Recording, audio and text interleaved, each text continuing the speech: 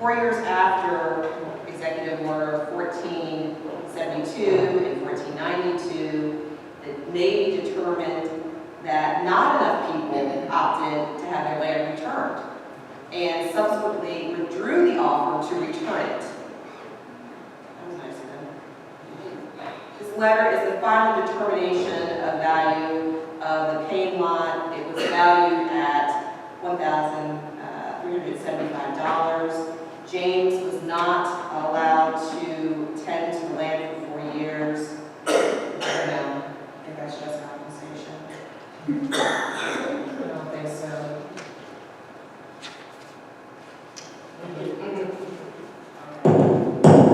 So now we've talked to you about the general context, about changing the story around, just slavery and having free blacks, land ownership, the ability to petition the government, what Woodrow Wilson did relative to the war, and now I want to get into a little bit of fine print.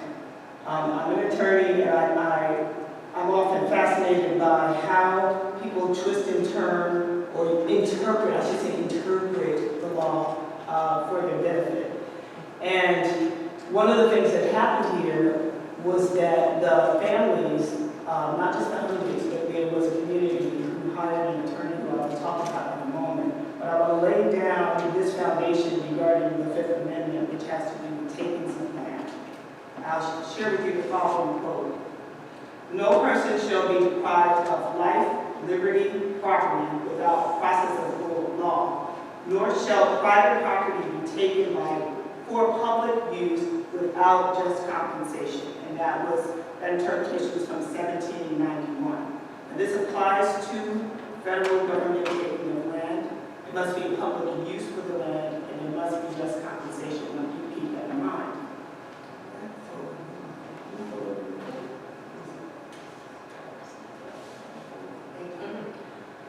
Okay, so what happened when the executive order hit was that the families hired an attorney, and his name was Frank Armstead. Now, Sarah, I don't know if he's in relation to the Armsteads that you referenced in your presentation, but it would be interesting to find out.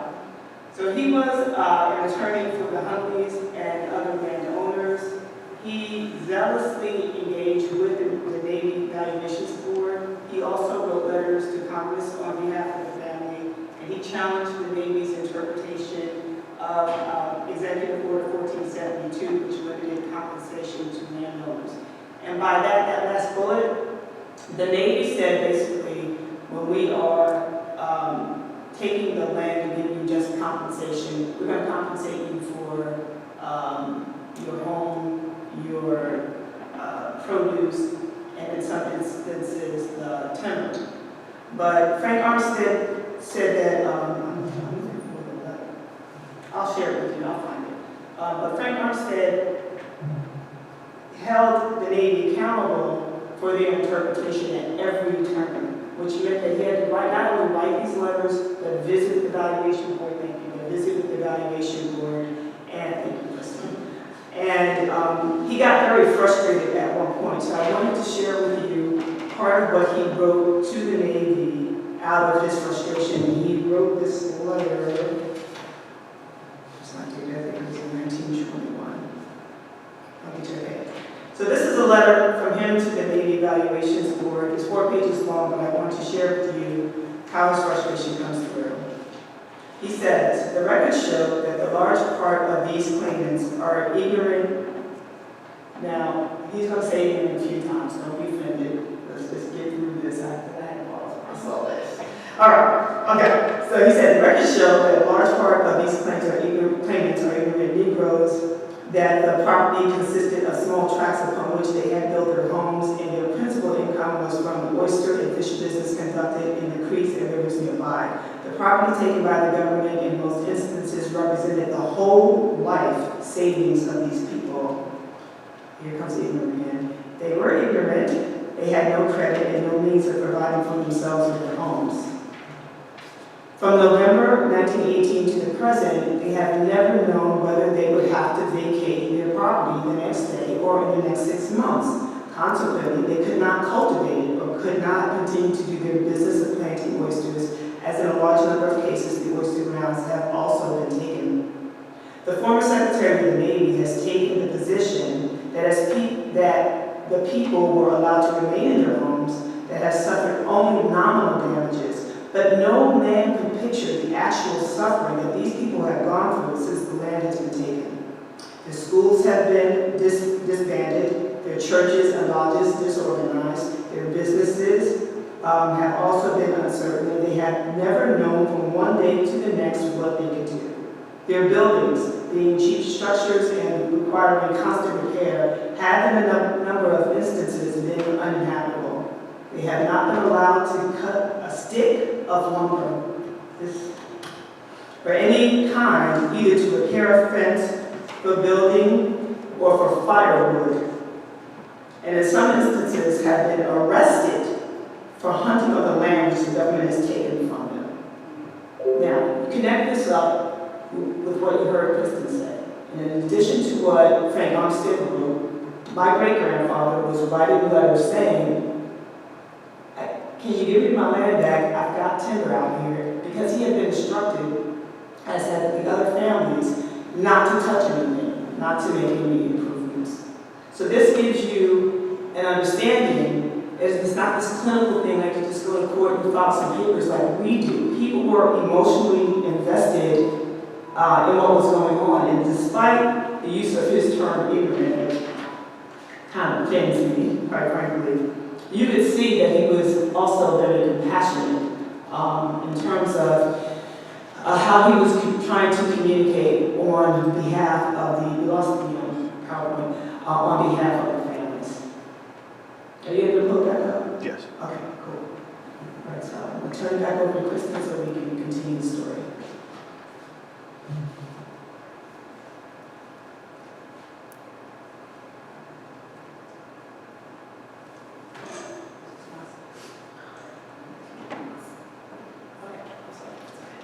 So while he's pulling that back up, you want me to wait? Yeah, I lost internet connection. You lost connection.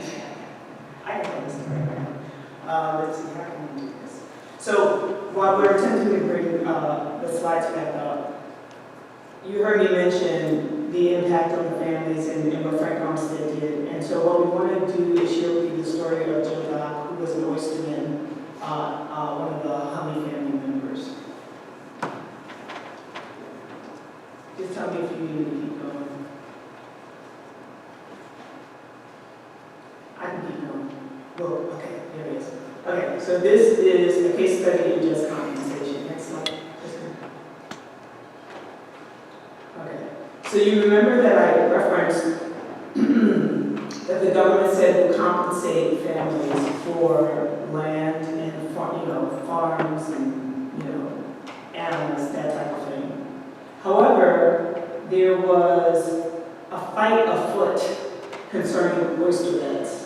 And why is that important? Because all of us, if you're from the Williamsburg area, all of us can probably track with somebody in your family who was an oysterman. I know in our family that's the case. And Joe Dock was one of these individuals. He made his living selling oysters and growing oysters. So this slide is designed to show you or to demonstrate some of what we were dealing with. So you heard me reference the farming area and all of that.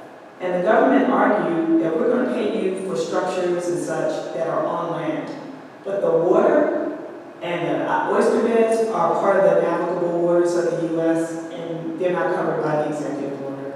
And therefore, if you grew oysters there, we don't care how long you've been doing it, we're not paying you. Well, Frank Armstead wasn't having it, and certainly Joe Dock wasn't either. So he, along with Frank Armstead, would go up to the Valuation Board on several occasions. I did research at the National Archives. Several occasions, they testified before the Navy Valuations Board where they had Joe Dock show a number of records regarding the money that he made off his oyster beds, tax records.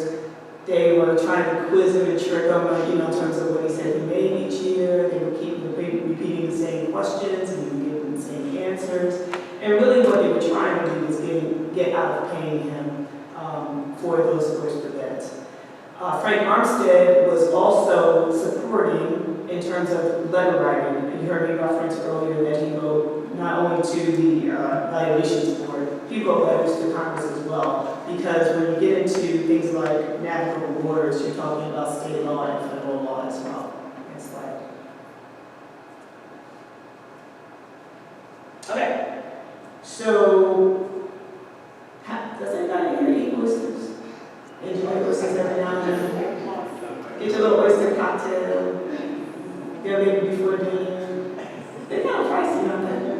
Yeah, they are. They're kind of pricey. I think they are. I don't eat them much, but it's probably because they're pricey. I don't eat them much. And I said that because I want us. It's a silly thing to do when you're talking about history. But I want us to provide some present-day context for our appreciation for oysters and how good they taste and how expensive they are.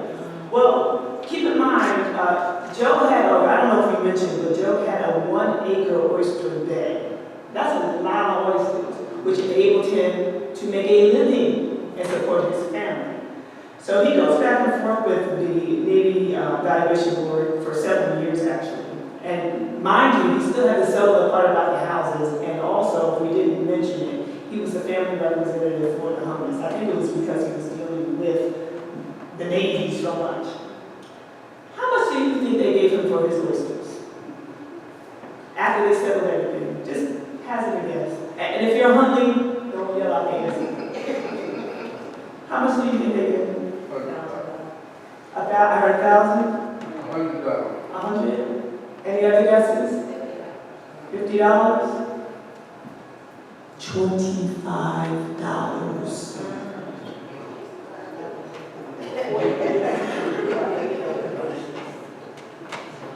$25 for a 1-acre oyster bed. And oh, by the way, the ability to remove the bed. You're going to remove a 1-acre lot of oysters. I mean, I'm sorry, I probably spent way too much time on this slide, but I'm doing it because I want us to appreciate that at every turn there was something, and they kept going. They kept going. Next slide. Thank you. That brings us to my slide, right? Okay. So this is the part where I started looking up and not really paying attention to what I'm doing because I'm getting excited. My mother told me to calm down. She's out there. Okay. So we know we focus mainly on the residential manner, but I did want to acknowledge the keeping of the faith relative to churches associated with Charles Corner because they were free, and we're in one.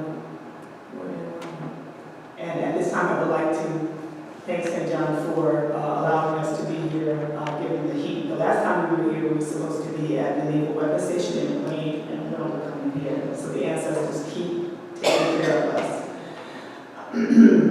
So the story that I want to tell here is that in addition to settling their individual lots in terms of houses and oysters and farms and that type of thing, that you had members of churches that were taking care of business on behalf of their congregations and their churches. So over here in the resource folder, this is from a record I pulled at the archives, is a letter from Little Zion Church that was impacted, and it says, this is to the Navy Valuation Board.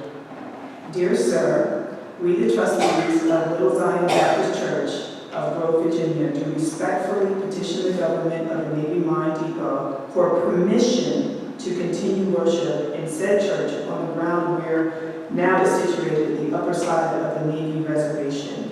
And that was written on June 14, 1919. You'll note that this was a year after they had the executive order, so they were still trying to hold on. So that's one letter. I also wanted to share with you the information concerning the building that we're in. Okay, so as you already know, in 1918, the United States, and this is one of St. John's brochures from your anniversary from 2011. Okay. I'm sorry? Yes. Okay, I'm sorry. I've got to check in with the church historians. Okay. So in 1918, the United States government acquired the church property by eminent domain in order to establish a Mount Depot. At a church business meeting, the congregation agreed that the said award, as determined by the President of the United States, was fair and just compensation for the land. It was decreed that Walter Roberts, Joseph Hunley, Samuel Telfairo, Moses Lee, and James Payne Sr., trustees, accept and receive the United States award of $4,160. So that was the compensation that enabled St. John to reestablish here at this site. In addition, I would like to talk about the cemetery. So the Naval Weapons Station, the Yorktown Naval Weapons Station, has done lots of archaeological research that you heard Kristen talk about. And one of the sites there is called Cheesecake Cemetery, but I'm going to respectfully call it by the name that it is, which is Kiskiak Cemetery, which is a Native American name that got kind of screwed up by the colonists, I suppose. And I wish quite frankly, I wish they would change it to the proper name. That being said, during the time of the African American presence on that site, Kiskiak became the burial ground for several members of the Charles Corner community. And on the table, I believe I have handout, well, I'm sorry, in the portfolio book, you'll see a copy of this handout, which was prepared by Shannon Mahoney, who's one of the researchers that has done studies on Charles Corner.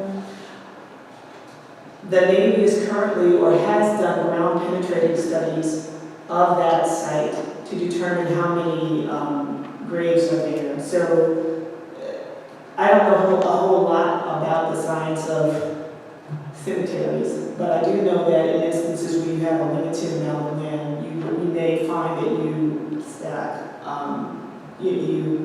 don't know what tasteful to say, but you bury people in the same area, but you kind of make it deep and stack. It sounds mechanical.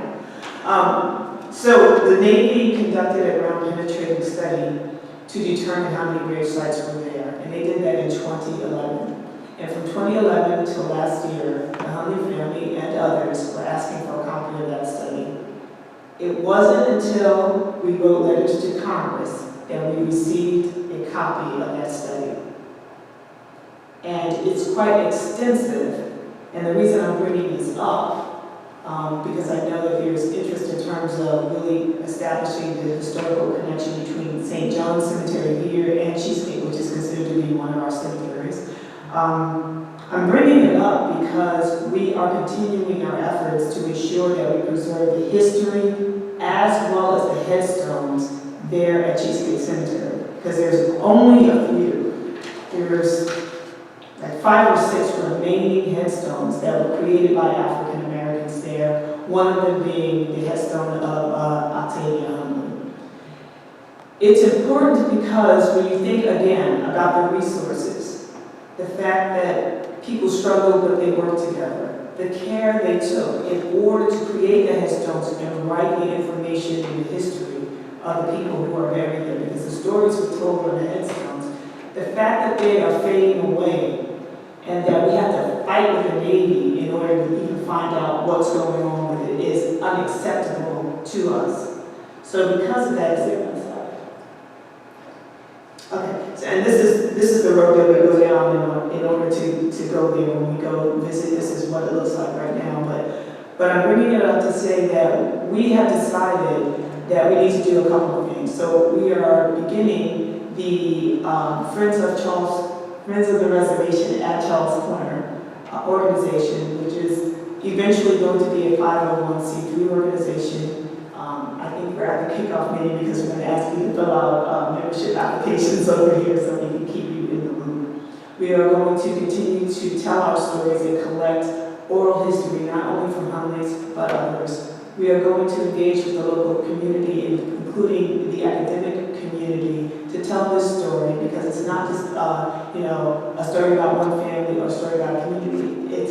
it's an American story that needs to be told and has been hidden. So we are, this is the last slide? Okay. Go ahead to the next one, please. Oh, this is yours, okay. So we have told you just bits and pieces of a much larger story, but there are so many more that we need to know. And we want your participation. We want you to feel that we are here as a resource, but we also want you to be a resource to us so we can continue to expand and grow. So I will turn it over to Kristen to close it out.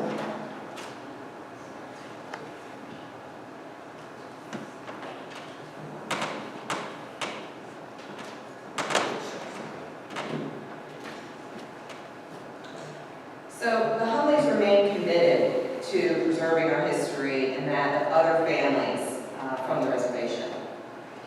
We have family reunions every 2 years, alternately between Williamsburg, which we call our home base, and other areas around the country. Last year, we were here in Williamsburg, and that is a picture of the entire family on this stairwell. That was an amazing photo. That was a lot of fun, actually. And our elders are right in front. Sorry, you can't see that picture a little bit better. Along with all the little people, so it's all of us. In 2018, we did Gather in Williamsburg, and that commemorated 100 years following the forced removal from the reservation. And in fact, we got a proclamation from Governor Northam declaring July 21st, 2018, Charles Porter Day. So at this time, we would like the descendants of the reservation, all families, if you would like, to come up and help us read the names of those residents displaced by the forced removal. So do I have any volunteers?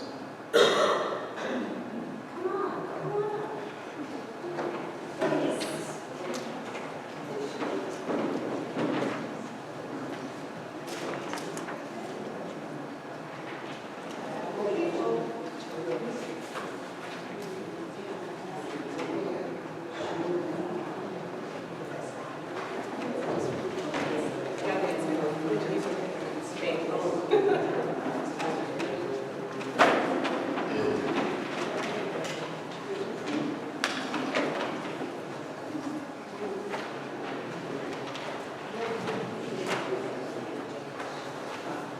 Anybody doesn't have one? Anybody else?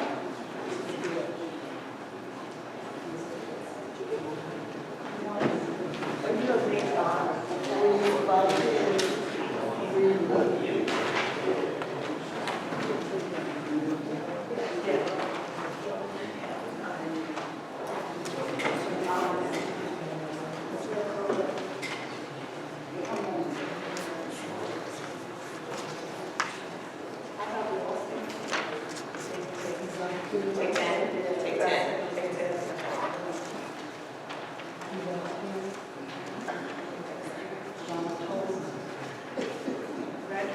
Start at 1. Let's do the intro. So the following the issuance of Executive Order 1472, the Charles Corner Residence petitioned Joseph Daniels, Secretary of the Navy, to extend the 30-day deadline that was given to vacate the properties. The letter was dated on November 1918. Today, we call the names of those petitioners. Cyrus James and wife plus 1 child. J. A. Roberts and wife plus 9 children. William M. Lee and wife plus 1 child. Lemuel Raycross and wife plus 3 children. Robert Huntley and wife plus 3 children. Nathan Reed and wife plus 7 children. W. A. Roberts and wife plus 9 children. John H. Phillips and wife. John H. Brown and wife plus 1 child. W. Brown and wife. H. Sheffield and wife plus 3 children. Anthony Roberts and wife plus 4 children. Joseph Huntley and wife plus 3 children. William Randall and wife plus 1 child. Richard Roberts and wife plus 3 children. Maria Wallace, widow, and 5 children. Emmett Roberts and wife, plus 1 child. Philip Taliaferro and wife, plus 1 child. John H. Randall and wife, plus 3 children. Arthur Williams and wife, plus 10 children. Fleming Brown and wife, plus 1 child. Walter Roberts and wife, plus 10 children. Herbert Roberts, wife, plus 1 child. James Payne and wife, plus 3 children. Peter Party, widower. James Davis and wife, plus 2 children. Cassie Banks, widow, plus 3 children. Henry Day and wife, plus 8 children. James Holmes and wife, plus 4 children. Humphrey Lee and wife, plus 7 children. Alfonso Payne and wife. John Redcross and wife, plus 6 children. Daniel Allen and wife, plus 10 children. W.R. Burbanks and wife, plus 1 child. C.C. Saunders and wife, plus 4 children. William Washington and wife, plus 8 children. Elizabeth Banks, widow, plus 7 children. J.H. Lee and wife, plus 6 children. Elizabeth Bowser, widow, and 7 children. Oh, okay, great. Lee Roberts, wife plus 1 child. S. James and wife plus 1 child. Anthony Huntley and wife plus 1 child. William Holmes and wife plus 9 children. 8 children. Alexander Roberts and wife plus 5 children. Joe Schofield and wife plus 2 children. Sam Roberts and wife plus 8 children. J.A. Crum and wife plus 1 child. Robert Huntley and wife plus 1 child. And Joshua Banks, widower, plus 4 children. James E. Lee and wife plus 2 children. W.H. Washington Jr. and wife plus 2 children. Alex Meekins and wife plus 7 children. James Thomas and wife plus 1 child. Harrison Meekins and wife plus 1 child. Samuel Carter and wife. James Home and wife plus 1 child. Henry Patrick and wife plus 5 children. Charles Ratcliffe and wife plus 5 children. Anthony Roberts Jr. and wife. Alex Hunley, widower, plus 2 children.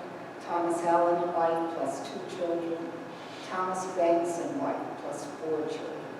J.S. Dabney and wife, plus 4 children. William, last name unknown, and wife. M. Jones and wife, plus 3 children. Lincoln Orange and wife, plus 10 children. Harris Ashby, orphan. William W.L. Taliaferro and wife, plus 1 child. Charles Carter and wife. Alex Taliaferro, invalid. James Jones and wife, plus 8 children.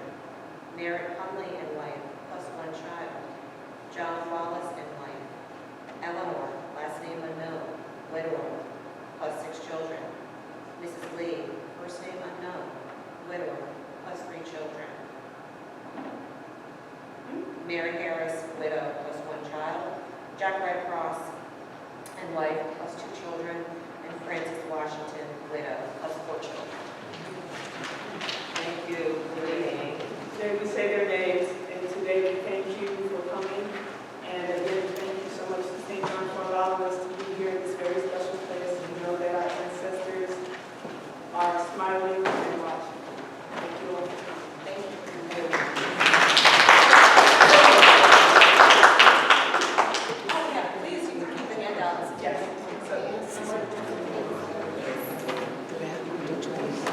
So we're gonna have time for Q&A, and Cousin Cookie said, what happened to the cemetery after they did the research? And did the naval weapons station? They found additional plots in addition to what was already there. I would have to get you the exact number. There was not much else done. In other words, they did the study, and that was pretty much the end of it. As a result of reading the study, you see it in the resource book over there, the Huntley History Committee did a Freedom of Information Act request to ask about additional information concerning decision-making as the result of the study. Because our goal was to establish the cemetery as part of the National Register for Historic Places. And I believe that, and this is just my opinion, this is I'm not saying fact, I'm stating opinion here. I believe that their resistance in providing that ground penetrating study was because they knew that it would contain essential information that could be used to make a justification for making the site part of the National Register for Historic Places. Well, I'd like to share this with you. Yes, ma'am. My auntie died at age 95, and she said that was not the cemetery. She grew up in the Huntley station. She said when they put the Navy in there, they used the headstones for target practice. And then when groups came out and they wanted to, families to go in, I think your family was the first ones to go in there, Yes, ma'am. they reconstructed the cemetery. She said that was not the cemetery. And I think that's why you didn't get that information. Thank you. So one of the things, thank you for sharing that. I didn't want to spend too much time shuffling through papers, but I did want to share something now that you brought that up. So at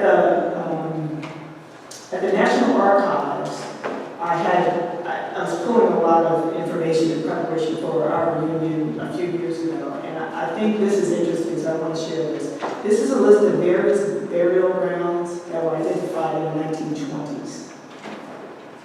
Okay, I want to read something. So there's one listed on here for William W.H. Lee, and it says, these are the assessor's notes in 1920.